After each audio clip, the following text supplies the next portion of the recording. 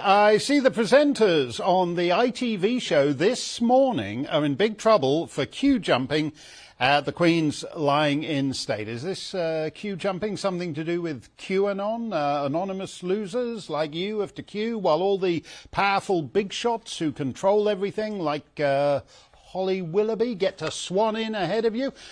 I don't like to complain, but we're going to get out the tire iron and pound the guys from this morning into the asphalt. I'd far rather it was for codswallop like this. Well, what's really excellent is, and it's a statistic that I think should be shouted from the rooftops, is that after 12 days from the first vaccination of the AstraZeneca vaccine, you are 100% effective against hospitalization and death. So, you know, those are the statistics we need to be hearing. Why haven't we heard that before? Why haven't we heard that before? All together now, because it's total crap. And if Dr. Sarah Kyatt is really a doctor, she should have known she was in no position to say what she said. Don't get me wrong. Queue jumping the sovereigns lying in state is revolting. Jason Kenney, who was on this show a couple of months back, is the Premier of Alberta. That's to say he's one of the Queen's first ministers, like the Prime Minister of New Zealand or the First Minister of Scotland. So he could certainly have pulled rank. But here he is queuing with every other loyal subject for 14 hours through the night. There he is. There's Jason Kenney. He's the Premier of Alberta. He is the Queen's first minister in one of her realms. And he could have cut in, just as, whatever the guy, what's he called? Philip and Holly did.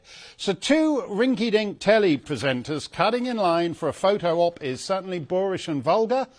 But on the other hand, peddling unscientific propaganda like that rubbish from Dr. Sarah Kyatt can get people killed. And indeed, people are dead and chronically injured from the third-rate Brit media one-size-fits-all groupthink. I suppose it would be good news if a couple of the propaganda pom-pom girls got taken out for QAnon jumping in the same way that the US government had to make do with nailing Al Capone on tax evasion. But if that even happens, Angela Rayner, the self-proclaimed ginger growler herself, has now said the attacks on Philip and Holly are why we need urgent legislation on hate speech. So criticising two minor celebrities is now a reason why we need even more censorship. Got it. For almost 3 years, the British media have utterly failed the British people. It's one thing for the Queen to lie in state. Right now, the entire country is lying in state. Everything's dead. The country is lying in a state, a terrible state. Last month, we reported on David Wakely, an 87-year-old Cornish man who fell in his garden. So his loved ones called 999. The ambulance showed up 15 hours later. Mr. Wakely was stuck on the ground, turning cold, so his family put up a kid's soccer net to keep him sheltered from the elements. That's David Wakely in that soccer net, in that football net there, kids' football net, lying in a state in Cornwall because the National Health Service that he's paid for virtually since it was founded wasn't there for him when he needed it. Almost as soon as we aired the story, we heard another incident, another 999 call. This time the poor bloke had to wait 24 hours. Is it really a National Health Service if it can't send an ambulance within 24 hours? Is it really a police force if only 1.3% of recorded crimes result in a summons, never mind a conviction? Is it really a border force or a Royal National Lifeboat institution if its principal purpose is to ferry 1,000 young male quote-unquote asylum seekers every night from French waters to the Holiday Inn in Folkestone? And are they really a functioning media if all they want to do is enforce the shrunken, shriveled parameters of public discourse that have reduced a once great nation to this pitiful state? Everything that's happened, from vaccine deaths to double-digit inflation, from child rape gangs having the run of every English town to your high energy bills, if everything that happened is the result, at least in part, of the media failing to do its job, You may recall that last time I was here, Dr. Matthew Sweet, a BBC presenter, was calling this show, quote, misinformation porn, and inviting Ofcom to shut us down. So we asked him on because I thought it might be interesting to hear what he had to say.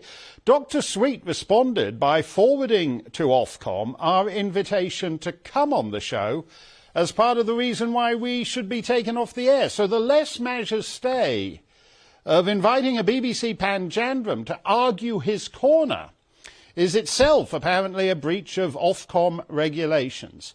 I've had the good fortune to work in a lot of countries over the years, and it shouldn't take a colonial oik like me to point out that it would once have been considered deeply weird and indeed un-British for demanding that anyone who disagrees with you needs to be silent and needs to be silenced.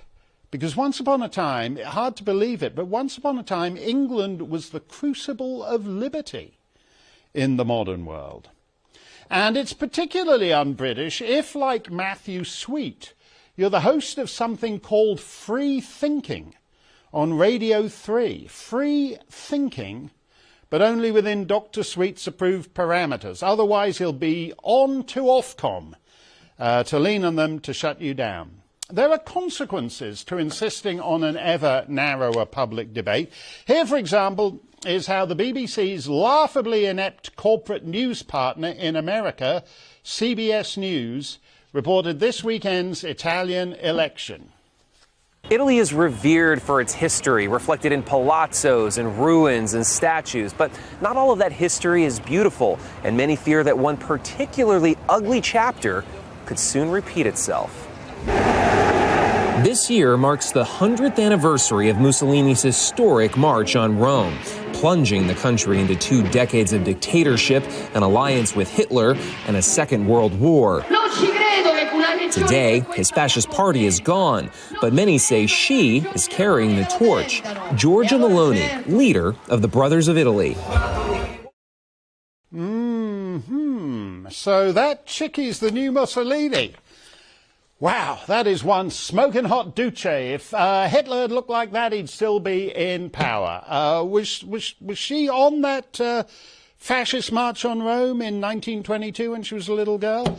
Presumably, this kind of thing is the non-misinformation porn that Matthew Sweet, as a good BBC boy, is all in favour of. Hey, there's an Italian election this weekend. Some gal's in the lead. Oh, that's terrific. Let's go big on great to see the Italians finally shattering the old glass ceiling. Oh, no, actually, she's right of centre. OK, let's ditch the glass ceiling stuff and dig out the grainy archive shots of Mussolini and Hitler.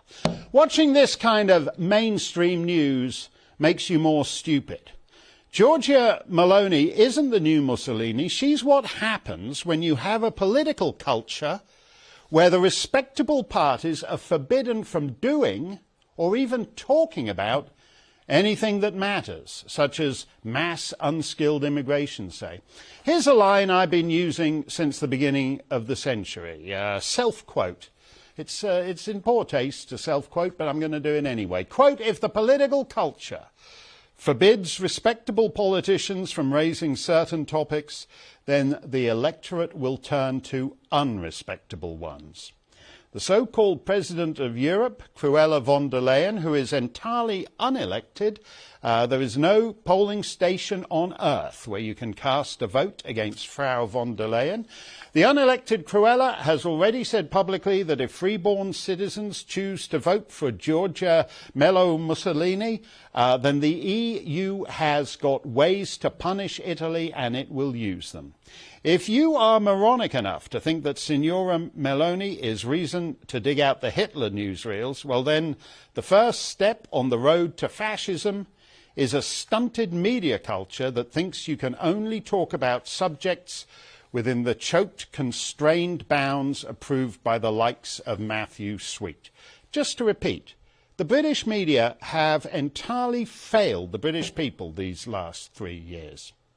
And unless we widen that and open it up a bit, it's only going to get worse. And if you don't think everything is screwed right now, then the 2% of British life that isn't totally screwed is going to be screwed by these guys.